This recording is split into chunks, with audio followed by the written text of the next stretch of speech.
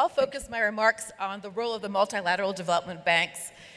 If we did not have multilateral development banks, we would need to create them. If we did not have the African Development Bank, we would need to create one.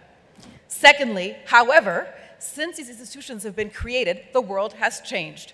We're seeing with increased frequency, severity, and complexity, regional and global challenges like climate change, pandemics, fragility, conflict, and violence that are actually undermining and threatening the development gains we have made. And therefore, we absolutely need to evolve the multilateral development banks. And as our brilliant chief economist also said, countries need to evolve what they do as well. The good news is I believe that there is more political leadership around this issue. We saw it on the presidential panels yesterday. Secretary Yellen certainly has called for the evolution of the development banks. It's on the G20 agenda.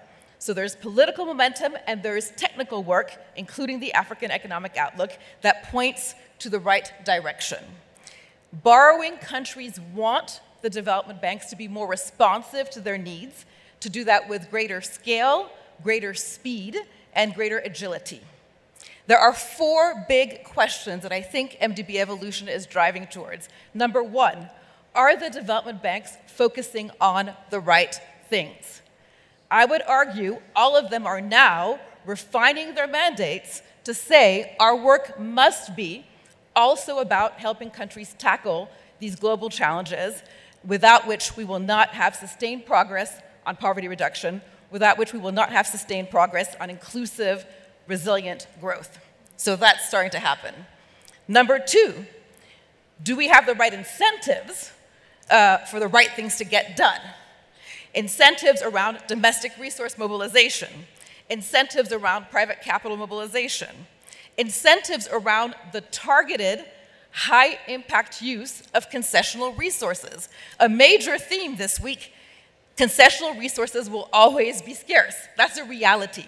And so what is the framework to think about where to place that scarce resource?